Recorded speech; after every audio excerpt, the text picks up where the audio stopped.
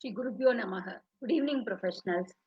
In our Domestic Corporate Law webinar series, we are discussing about the labor code in our 9th corporate law series. We completed IRC Industrial Relations Code and we have commenced to discuss about the second code, which is Code on Social Security, effective last week. Friends, the Code on Social Security replaces 9 legislations. And we already discussed about ESI, EPF last week. And today we are going to discuss about few other important labor related provisions. That is your Maternity Benefit Act, Payment of Gratuity Act, and Employees Compensation Act. And we are also going to read and understand the case law in relevance to the Employees Compensation Act. Thanks to Aishwarya for this presentation. She has also made a comparison between the new code and the erstwhile provisions in the old acts. Some of the legends for our reference. First, we will complete gratuity with a comparison with the old act. Then, similar structure we will apply for Maternity Benefit Act, followed by Employees Compensation Act, and a case law on the relevant subject, employees compensation. Today we are going to see a couple of definitions as applied in today's presentation. The competent authority is an authority who is appointed under Chapter 5 relating to gratuity, Chapter 6 relating to maternity as notified by the appropriate government, and Chapter 7 appointed under employees compensation. It could be appropriate government or state government as the case may be. And family, for the purpose of today's discussions, the definition clearly says it is all or any of the relatives or an unorganized worker. So unorganized worker is also considered for this purpose, namely spouse, dependent, minor, legitimate or adopted child. If the child is wholly dependent on such employee or worker for obtaining education until the age of 21, unmarried daughter, and child with infirmity, dependent parents, including in-laws in the case of women worker, provided their income does not exceed such sum as may be prescribed by central government. And wholly dependent minor brother or sister if the worker is unmarried and his parents are not alive. Fixed term employment, friends, we already discussed while reviewing the provisions on the code of IRC that fixed term employment is the new concept introduced in the code, labor code, which means the engagement of an employee on the basis of written contract of employment, which could be your consultant ideally, or a gig worker who are engaged for a short term or a fixed term period, need not be having a permanent relationship as employer and employee and signing a contractual relationship there. So the code well recognizes fixed term employees. There is a reference drawn and hence these definitions are considered. Medical termination of pregnancy means the termination with reference to the specific act, Medical Termination of Pregnancy Act, and by this recognizes this particular termination of pregnancy when it is certified by a medical practitioner for a period up to 12 weeks. And if it is between the period 12 weeks and 20 weeks, then it shall be certified by at least two medical practitioners. And the conditions as enunciated in this particular specific act are if it involves the risk of the life of this pregnant lady or that causes grave injury to the personal or mental health of this pregnant woman, or there is a substantial risk to the child in the event of it being born. So in any of these two events occurring, and when it is certified by a medical practitioner or two medical practitioners as the case may be for the specified period indicated in the code, then the termination of pregnancy has relevance to the relevant provision which we are going to see in the subsequent slides. And miscarriage means expulsion of the contents of a pregnant uterus at any period prior to or during the 26 weeks of pregnancy. However, it does not include any miscarriage, the causing of which is punishable under IPC. Occupational disease has reference to third schedule as a disease which is peculiar to an employment. So it is more related to the employment by virtue of that particular service being rendered by the employee. He is getting such disease, or due to which such particular occupational disease is caused, just causing some harm or injury or damage to that employee. And when you compare this with the earlier provision, the third schedule and the list of occupational diseases are the same. Plantation definition says means any land or which is intended to be used for cultivation purpose. That is for your spices or for growing your tea, coffee, which admeasures 5 hectares or more after obtaining approval from the appropriate government. And any hospital dispensaries and any other premises which is used for the purpose of this plantation activity. So that is also included for the purpose of this consideration. Seaman means any person who is forming part of the crew of any ship.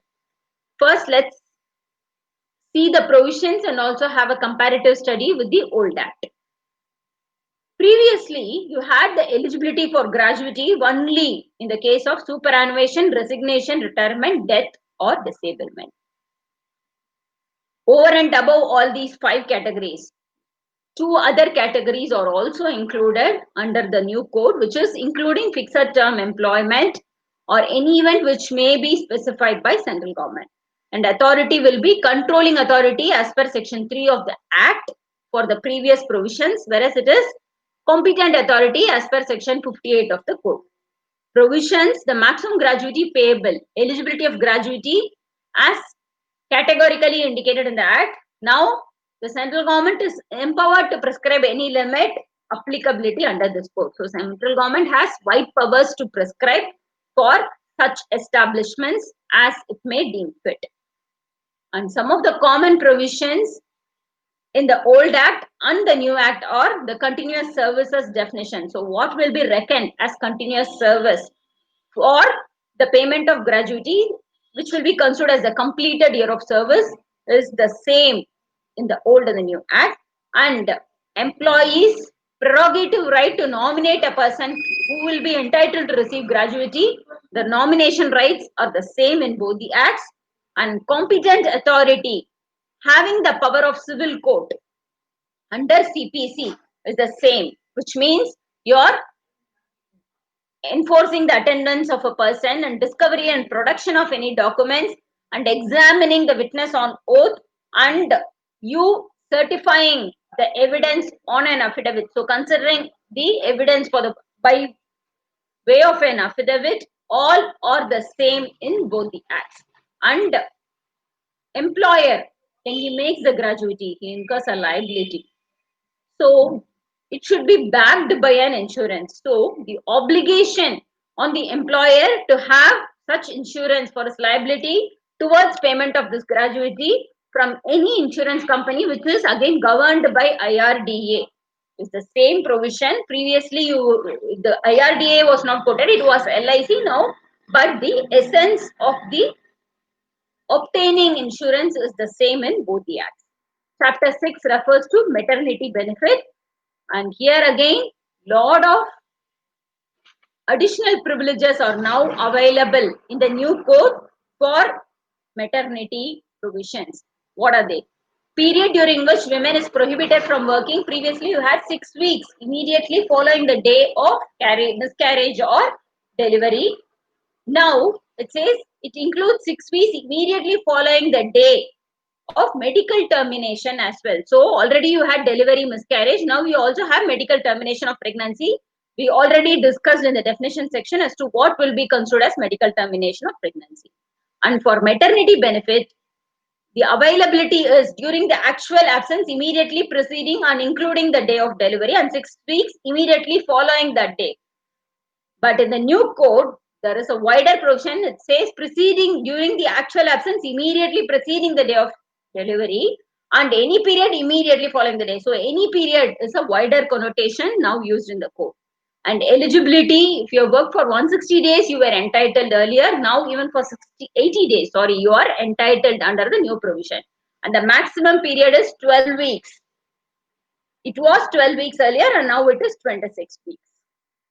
And eligibility of benefit if child below age of 3 months is adopted. So adoption provision was not there in the old act, and the code well recognizes even the provision or benefit available to adopted child. And payment of medical bonus, it was 25 earlier and now it is 3,500. And previously you never had a crush facility and now you have that facility provided. The establishment is having 50 or more employees. And authority was inspector under section 16 of the act, old act, and now it is inspector cum facilitator. So section 72 clearly provides the power of the inspector cum facilitator as enshrined in this particular code. And the common provisions are, we saw the differences between the old act and the new act, and now we will see some of the similarities, which includes a notice to be given in writing by the employee, the women employee, for claiming this maternity benefit and the payment thereof. And also, if this notice is not provided, whether she will be entitled or not to the maternity benefit, all those incidental acts are also the same in both the provisions. And in case of death of a woman, eligibility till the date and including the date of death considered for the purpose of maternity benefit, and employer cannot discharge or dismiss a woman during the period or on account of absence due to pregnancy. Provisions are the same. And if employee is working during that maternity period, she will certainly get the remuneration. So forfeiture of maternity benefit, because already she is getting remuneration in lieu of this maternity benefit, will apply when she has been permitted by the employer to absent herself. Employees compensation as provided in chapter 7. Employer is liable to pay compensation if any injury is caused to an employee by accident or occupational disease, death or injury to the worker or his family members arising as a result of collapse of the house which is provided by employer in the plantation activity. We already saw in the definition section that certain facilities, the hospital, dispensary, or any other house accommodation which is provided for the plantation workers. So what if a damage is caused when such employee is residing in such house or accommodation provided? Then in that event, he is certainly entitled to compensation. And compensation, when it becomes due, it is an obligation for the employer to pay, failing which he shall also pay interest till the date of payment. And computation of compensation payable to the workers and distribution shall be made in the manner as stated in the code. And persons eligible for compensation also includes masters of ship, captains, persons who are recruited by the company who registered in India and who are working abroad, provided they are incorporated in India, and persons who are sent for work abroad, along with motor vehicles as drivers, helpers, cleaners, as the case may be.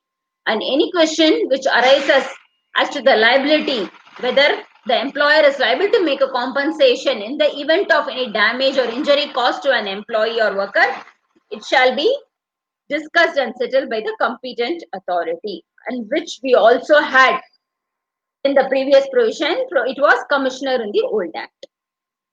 In this particular subject, we will also see one case law where it went to different forums and finally to Supreme Court for a verdict. Dredging Corporation of India Limited versus P.K. Bhattacharjee. The citation is also provided for your reference. Respondent met with an accident during their 99 during the course of employment of the appellant.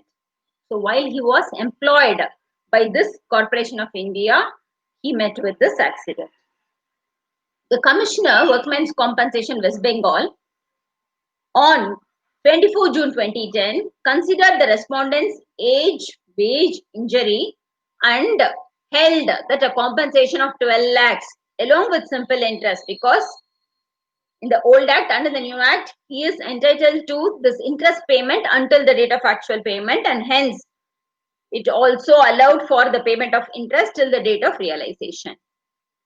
Appellant, in the instant case being your Corporation of India Limited, made an appeal agreed by this order of the Commissioner before the High Court, West Kolkata. But without succeeding in this case also, they made an appeal to Supreme Court because High Court also held the same verdict. And agreed by the order of High Court, he approached Supreme Court, and here the Learned Counsel of Appellant held that the respondent was diagnosed immediately after this 27th December 99 to be suffering from ischemic heart ailment. Friends, this is one of the important or the major cause for heart attack which occurs both for men and women, and this rendered this particular employee to be held impossible for continuing any further activity in his service of employment, and health malady did not arise on account of his performance or on account of his employment services, and hence no compensation was payable. Compensation is mandatorily to be provided and paid for only in the event of employee suffering any injury or any damage caused arising out of and in the course of employment is within codes, which we all know, which was there in employees earlier provisions as well, Compensation Act, and in the new code as well. An ischemic heart condition is personal to the constitution of the respondent, totally not related to the services which he was rendering to this Corporation of India, that is the appellant. And the Learned Counsel of respondent, however, claimed that this particular employee had severe job stress on account of which he had this ailment, and hence he was entitled for this compensation. However, Supreme Court, in its final verdict on 17 September 2013, allowed the appeal of the appellant company, thereby saying that employee's compensation is intended for the benefit of employee, which is the motive of this particular act, and quintessentially is no fault liability. That doesn't mean that employer should always be penalized, and it appears that both the courts, in the instant case being your Commissioner West Bengal and also the High Court Kolkata, misdirected in law because of the illness which was discovered while he was in actual service, that led to the conclusion that compensation was payable. So they have misdirected by virtue of the provisions and by taking the preamble into consideration. However, they failed to distinguish that the health condition was not because of in the course of his employment, and hence it held that it is just an expedient that the impugned order of the High Court be set aside, and thus allowed the appeal of this appellant company. Friends, with this we are concluding the provisions of Code on Social Security until Chapter 7. We will continue with the provisions in our next Wednesday webinar. Until then, stay safe, take care. Happy Diwali.